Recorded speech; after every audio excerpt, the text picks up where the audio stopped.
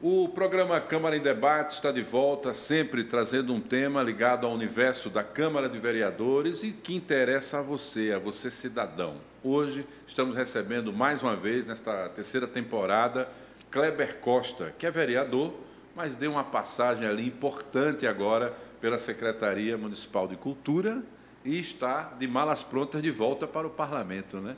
E hoje trazendo um convidado, Sebastião Soares, que é diretor de promoção das culturas populares do Ministério da Cultura. É um potiguar que daqui a pouco a gente desvenda a história dele.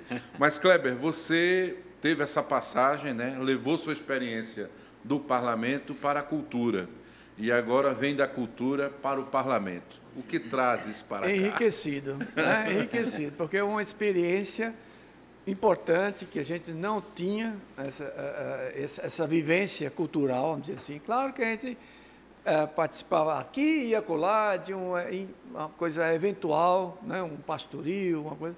Mas aí, a partir do momento que a gente entrou na cultura, a gente teve esse convívio mais miúde, né? Com o pessoal. Claro que a gente pegou a cultura, como o meu amigo Sebastião está pegando o Ministério. Foi criado neste ano, a gente sem muito recurso, né, Sebastião? Só recurso orçamentário para manter aberta a casa e com pouca coisa para se fazer, pouca não, nenhuma, porque não fomos contemplados na LOA, no ano anterior da Câmara de Vereadores, portanto, a gente não tinha recurso financeiro para investir na cultura. Então, nós fomos buscar o que é que existe. Tem algum recurso aí? Tinha uma emenda do senador Rodrigo Cunha e a LPG. Pronto, foi o que a gente começou a trabalhar com isso. Mas, aos pouquinhos, a gente não deixou de fazer outras atividades, a religião afro, todas as atividades do calendário e mais alguma coisa a mais, como o Réveillon Afro, que nunca houve, todo aquele calendário foi obedecido. Né? Então, isso é importante. Não, né? Não tenha dúvida. Né? Quando você aparece aqui para essa entrevista e nos apresenta o convidado, Sebastião Soares, onde é que teve esse casamento? O que é que você está, nesse momento de transição, de saída da pasta, traz Sebastião para apresentar aqui de Maceió? Sebastião, estamos conhecendo Sebastião agora, até esse setor, né, de promoção da cultura do Ministério. Acredito que também esteja no processo de formação. Diretoria nova. Na diretoria nova, né, como ele colocou hoje para a gente na reunião na Secretaria. Então, estamos nos conhecendo, mas não perdemos a oportunidade, Marcos. Claro. Já deixamos um projeto lá para ele brigar por esse projeto, que é a criação do Centro de Referência do Artesanato e da Cultura locais, né, que é um empreendimento ali na Vila Emater, muito bonito, uma região que era uma região desprezada, que é o lixão da cidade, né? E vai ter uma supervalorização com a criação desse centro cultural. Ali é um local a química, né, realmente, aquela frase, né, do Lavoisier tem a ver com aquela área, né? Vai se transformar, né? Com certeza. Tudo se transforma e que vem a cultura para cá também. Mas, Sebastião, então, pegando o gancho do que Kleber apresenta, você também vem de uma pasta, que está numa pasta, que tem o desafio de fazer o Brasil voltar a falar de cultura, depois de um tempo em que cultura ficou marginalizada, né? E você falando justamente das culturas populares. Como é que esse casamento pode ajudar o povo de Maceió também? Seja bem-vindo. Obrigado, Marcos. Quero, em primeiro lugar, agradecer ao convite aqui do Dr. Kleber, e especialmente você, Marcos, e dos nossos ouvintes. É um desafio, né? Acho que é uma questão, primeiro, que entender a cultura como política é tentar mudar a cultura política, né? Especialmente pensando a cultura mais alargadamente e a política cultural também, que possa criar eu diria, uma espécie de uma interculturalidade, né? Um entrelaçamento entre os diversos campos, né? Como a saúde, representada aqui pelo o Dr. Kleber, o meio ambiente, a educação, todas essas transversalidades é uma compreensão de uma política cultural. E essa é, na minha opinião, um dos maiores desafios, é entender a cultura como política. Tratando-se das culturas populares, mais ainda, né? É uma diretoria super nova, assim como o Ministério está em reconstrução, essa diretoria também está se constituindo, inclusive, como entendimento né, da população, mas também do próprio governo, com uma política pública para esse segmento tão invisibilizado no processo social e histórico, que são as culturas populares e tradicionais. Eu digo que a gente avançou bastante. Antigamente éramos chamados de folclore, hoje já somos culturas populares. A minha intenção, o meu intento, ou o intento de muitas pesquisas, de muitos pesquisadores e pesquisadoras, é que a gente um dia se torne cultura, para que assim também essa cultura possa se tornar uma política. É verdade. Uma coisa que eu aprendi nas andanças aí por Alagoas e alguns estados do Brasil é que quando se falava muito de cultura popular, a gente sempre queria colocar as pessoas naquele povoado distante ou naquele distrito distante, onde eles se divertem uma vez por ano, né? Sim. E fazer cultura pensando todo dia de forma planejada não deve ser fácil, ainda mais no momento de recomposição. Com essas suas andanças, incluindo o Maceió também no seu roteiro, eu quero crer que a perspectiva do segundo semestre e para 2025 deverá ser diferente, então. Muito diferente. Acabamos de realizar as conferências temáticas, né, das culturas populares tradicionais e diversas outras. Ouvir o Brasil. Ouvir o Brasil como um todo, chamado de escutativa, mas uma escutativa que possa se tornar dialógica, né? Não apenas uma oitiva, né? Mas que as pessoas possam, inclusive, ter essa colaboração, essa contribuição participativa, né? Ativamente na formulação de uma política estruturante para o Ministério da Cultura, mas também para o Brasil. Eu acho que circular o Brasil, né, e Alagoas faz parte dessa circulação, é compreender a potência da sociedade, né, na construção de uma política que estruture os diversos segmentos, estruture as políticas públicas como um todo, que transversalize, né, digamos assim, essa forma de ver o mundo, de estar com o mundo, né, de ser, né, além das artes, né? A gente, quando fala em política de cultura, a gente pensa somente nas artes. A arte é cultura, mas cultura não é somente arte.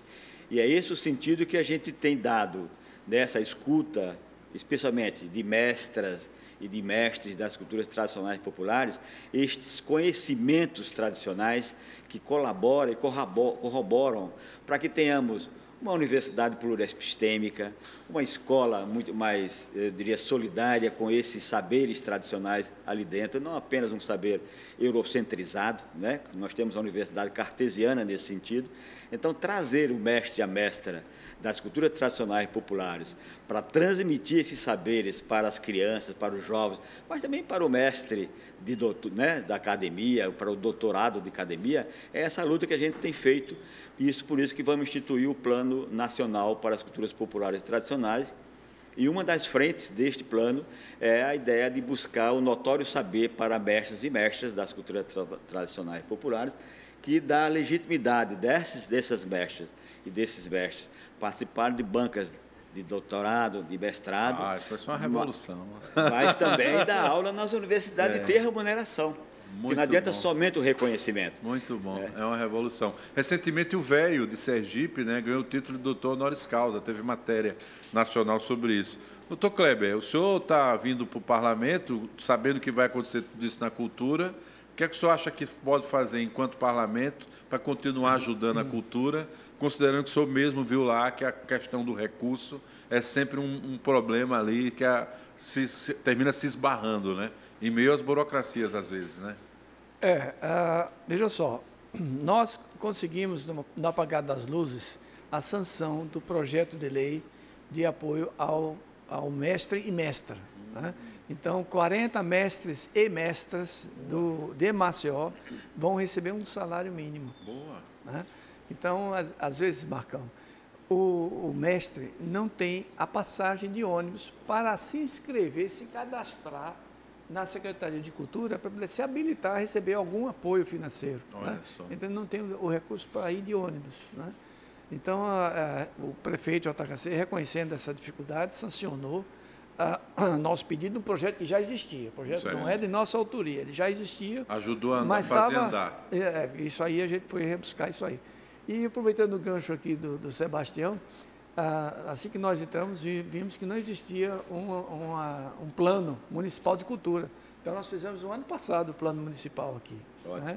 Então, este ano o Ministério fez e a gente, então, aproveitou, deu uma atualizada e está para ser, por efeito, fazer um decreto sancionando.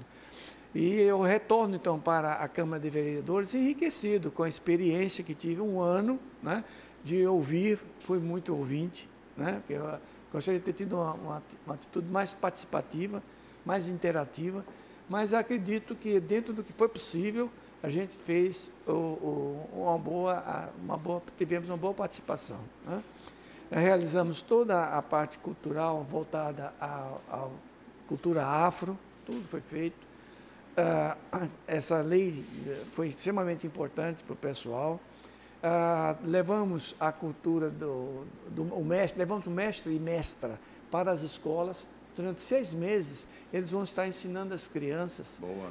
Porque nós dependemos essencialmente da ancestralidade dos mestres e mestras, que traz a coisa lá de cima, lá de trás, é o avô que cultura oral, né? Cultura oral, que passou para o filho passou para o neto vai passar, e fica nisso aí.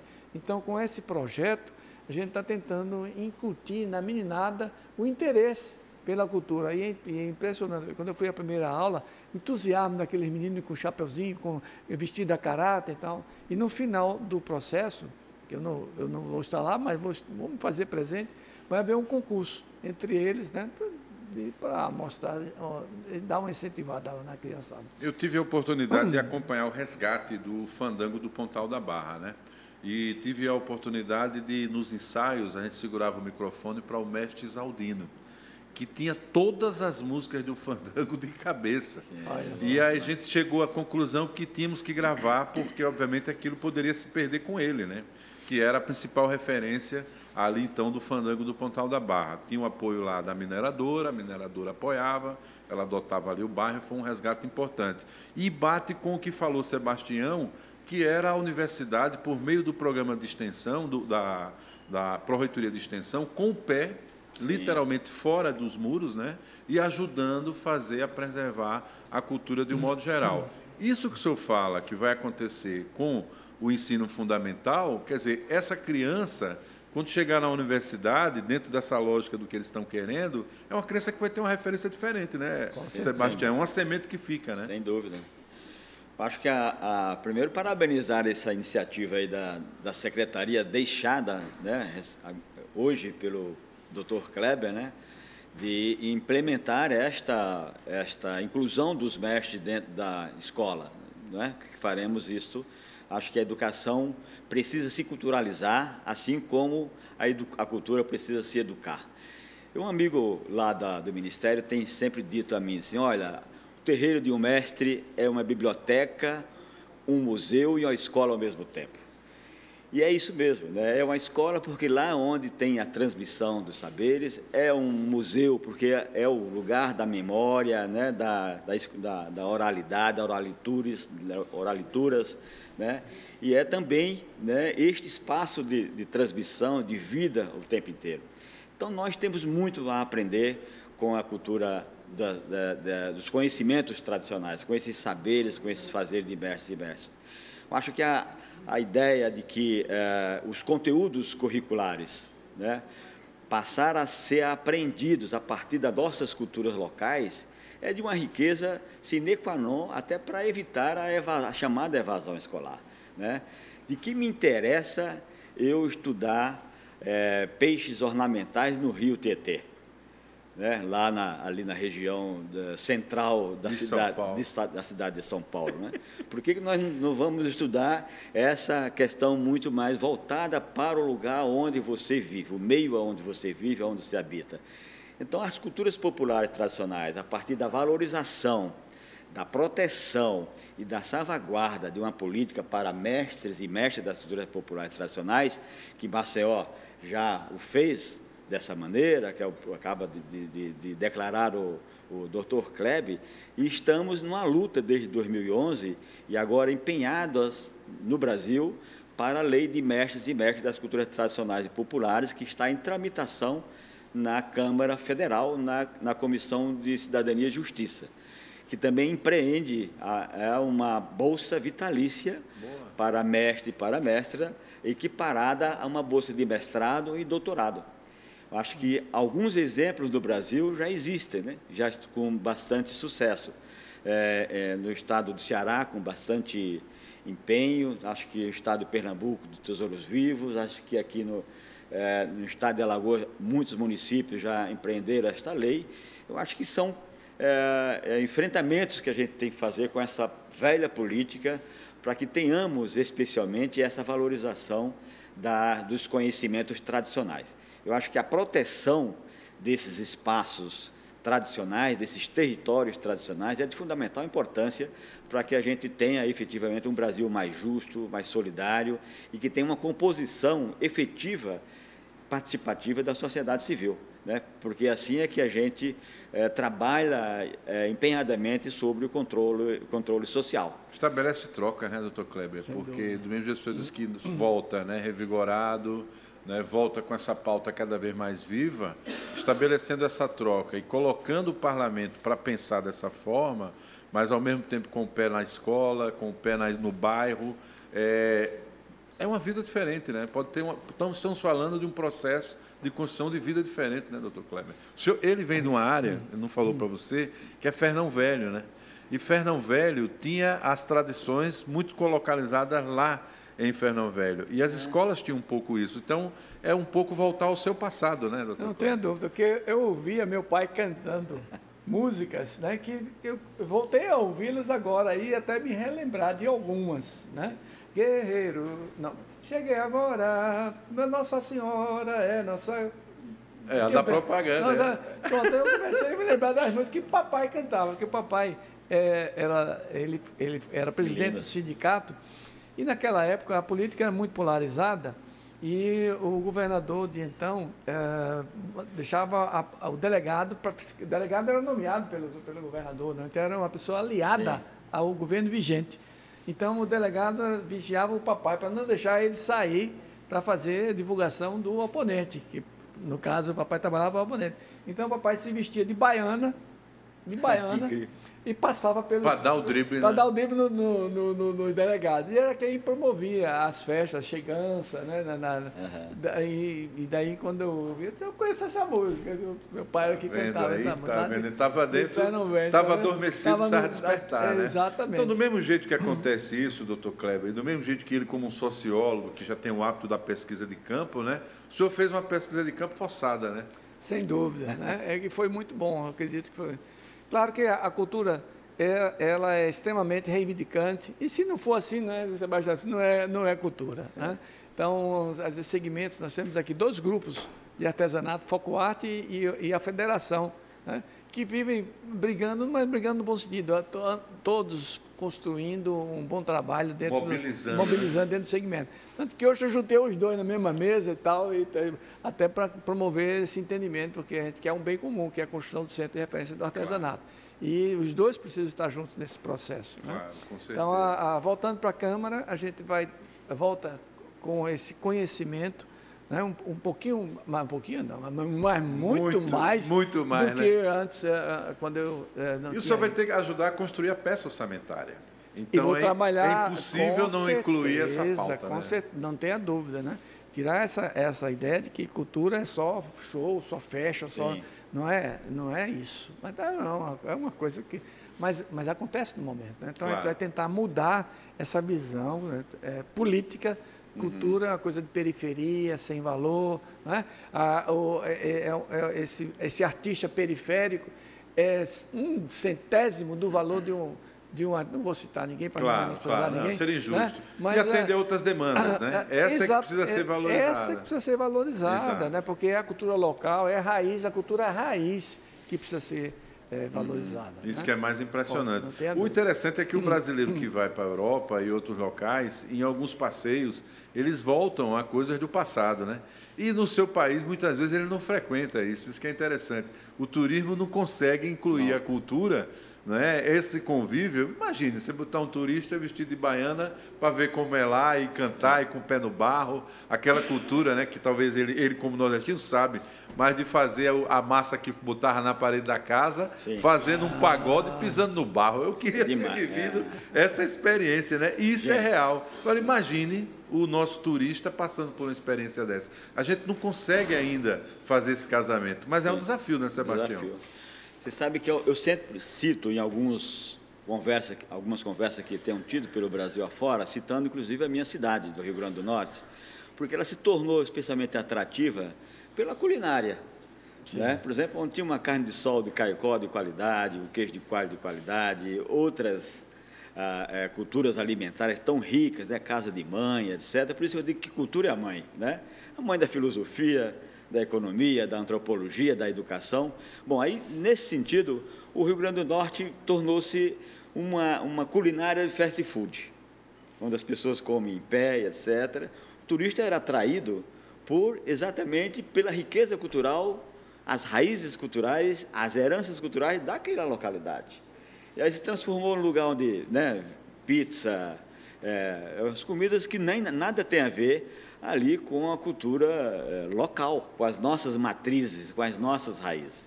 Então, o desafio é essa valorização das nossas raízes, das nossas heranças culturais, das nossas matrizes, né? Das nossas mestres, dos nossos mestres das culturas tradicionais populares, porque são as nossas riquezas transformadoras. Não é? As coisas elas não vêm de fora, elas de dentro para fora. Né? O Paulo Freire falava tanto da praxis, né? Dialógica, né? Eu acho que é importante essa questão do começo, meio, fim, início. Né? Sempre essas trocas, né? Você contextualiza, descontextualiza, recontextualiza nesse sentido. E a cultura tem essa riqueza. Né? As culturas, né, como gostam de chamar ultimamente, as culturas periféricas ou as culturas populares tradicionais, que são culturas periféricas, são as nossas riquezas. Quem falou que a cultura popular não tem uma erudição? Né? Onde a cultura erudita não tem um tambor, né? Não tem uma rabeca, uma viola ou alguma coisa, né, onde se nasce toda essa matriz. De modo que, na nossa impressão, essa valorização da nossa praxe cultural, digamos assim, né, das nossas matrizes culturais, é que vai nos remeter a um Brasil mais profundamente potente, reconhecido, ativo e com as suas potências genuínas, né, a partir da cultura. Né? É isso aí, doutor Kleber, olha aí, está vendo? Está vendo só? Doutor Kleber, um detalhe importante, né, dessa história toda é que, como o senhor, obviamente, dedicou a sua vida e dedica ainda a sua vida a mexer num órgão tão significativo para nós, que é o coração, né? E os poetas elegeram o coração como sendo o melhor, né? Já tem poeta dizendo que não é o coração, é o cérebro, né? Mas vamos pegar o romântico, a história do coração. No coração do maceioense, aonde está a nossa cultura popular? Ela palpita. Né? Realmente, o alagoano, ele gosta. Né? Ele não é incentivado, ele o processo do artista, para ele se manter e viver daquilo ali, precisa ser trabalhado, né? Porque normalmente o artista, ele tem que ter, a profissão dele é outra. Na verdade, para ganhar um recurso, ele tem que ter uma outra profissão, mas na natureza dele, no coração dele, palpita aquela cultura tradicional. É a quadrilha, é o corpo de roda, né? É o fandango, enfim. E a gente precisa, Marcão, tentar de uma forma qualquer perenizar essas atividades. O artista que vive do forró não pode só tocar forró no São João. Exato. Né? Verdade. Então, esse é um problema que ele vai ter que procurar uma outra forma de sobreviver, porque se ele for depender só do forró, não vai conseguir. Né? Um detalhe que eu percebo também, doutor Kleber, é que até com algumas músicas, né, como o senhor lembrou de algumas muito tradicionais, não consegue ter renovação porque ele não consegue formar o jovem muitas vezes, né? Às vezes na própria família fica aquela pessoa ali de 3, 4 irmãos, um quer, o restante não quer, não é? Por alguma razão, até por ver o sofrimento talvez, né? E às vezes, Marcão, aquele que faz a letra já não encontra quem a aprecie. Por exemplo, o Rogério do Coco de Roda, ele Sim. tem várias letras, Rogério Dias. tem várias músicas, né, que não são difundidas e já estão aí na prateleira já há alguns anos. Exato. Então, a gente precisa recriar essa sensação gostosa da apreciação da arte. Maceió, Alagoas, tem 29 folguedos, né? É o segundo a informação. O nosso mestre está aqui, não está aqui, mas ele sabe, são 29 catalogados e ele está dizendo que tem mais 3 que estão fora do catálogo. Então, isso põe Alagoas, Maceió, entre os 3 primeiras capitais com o maior número de folguedos no país. Muito bom. Eu fico E imaginando... a gente precisa resgatar isso e dar forma, dar visibilidade e condições para que esse artista continue cultivando essa atividade, para não morrer, senão a gente corre o risco de alguns desses grupos... Eu fico imaginando que, vou lhe pressionar em relação a isso, lembrá-lo da produção, quem sabe, aí de um festival, né? De culturas populares. Mas você é porque eu já recebi ali de 5 minutos, eu disse, eu vou provocar logo o Kleber. Como jornalista eu gosto do furo. E o furo vou deixar registrado. Fazer um grande festival, trazendo os bairros, trazendo Brasília e mostrando para o Brasil quem é Alagoas a partir disso. Pois é. Então, veja só, o ano passado nós não tivemos esta oportunidade, né? Mas este ano, a grande realização da cultura vai ser esse festival. Pronto. Que ontem a gente estava vendo o Festival de Curitiba. Curitiba. E passou uma reportagem, chamei o nosso secretário que estava presente, veja isso aí, vamos fazer isso aqui, que é uma coisa importante. Aí eu quero aqui fazer um apelo ao pessoal da cultura, junte-se a nós.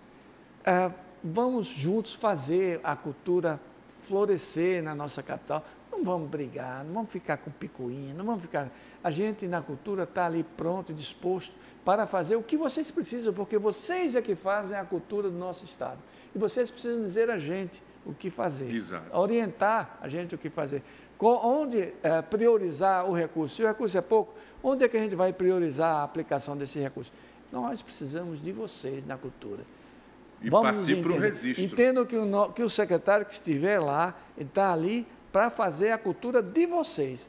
Agora, vamos brigar menos, agir mais e construir a cultura local. Pois é, cultura popular é massa, né? Como diz aí agora a frase do prefeito. Bom, conversa boa é conversa que termina logo, né? Para dar saudades. Sebastião está de passagem, espero que tenha sido uma passagem produtiva.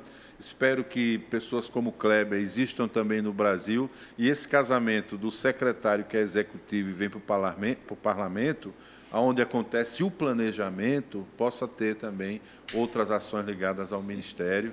Queria agradecer sua presença. Como ele é o convidado, a palavra final é sua, Sebastião. Muito obrigado, Marco. Obrigado demais. Eu quero agradecer imensamente essa oportunidade de falar com você, conversar com os seus ouvintes, nossas ouvintes, e dizer, como ele acabou de dizer, o doutor Kleber, acho que a cultura poderia ser tratada como um trabalho, né? Não como um emprego. Realmente a pessoa trabalha em teatro, mas chega em alguma ocasião de debates assim, gente, você faz teatro, mas trabalha aonde? Né? Então, emprego e trabalho é diferente. O trabalho é aquele com o qual você se almadamente, você se embevece, está feliz, né? Você como jornalista, você como médico, esse é o seu trabalho.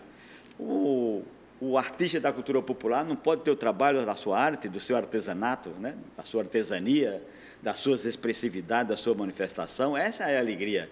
Então, eu acho que esse amparo, essa salvaguarda do trabalhador e da trabalhadora da cultura, para que ele exerça as suas funções efetivas, essa é uma das grandes ações desafiadoras que o Ministério da Cultura, né, está enfrentando, mas junto com a sociedade civil, junto com os municípios, esse pacto federativo, ele é de suma importância para que a gente empreenda uma política pública de cultura efetiva, estruturante, e que a gente transforme esse Brasil a partir da cultura. Muito bom, oxalá que isso aconteça, né, doutor Kleber? Em uma próxima oportunidade, trazer novidades. Gente, queria agradecer a você que acompanhou o Câmara em Debate de hoje, a você que está acompanhando aí, compartilhe esse link para para mais pessoas conhecerem um pouquinho dessa história e, obviamente, motivar esse debate aqui no Parlamento. A gente se encontra numa próxima oportunidade em mais um Câmara e Debate. Agradecendo ao Sebastião Soares, que veio de Brasília para essa conversa importante com o Dr. Kleber, ele que é diretor de promoção das culturas populares do Ministério da Cultura, e ao próprio ex-secretário e agora volta para a atividade de vereador, Kleber Costa. Até uma próxima oportunidade.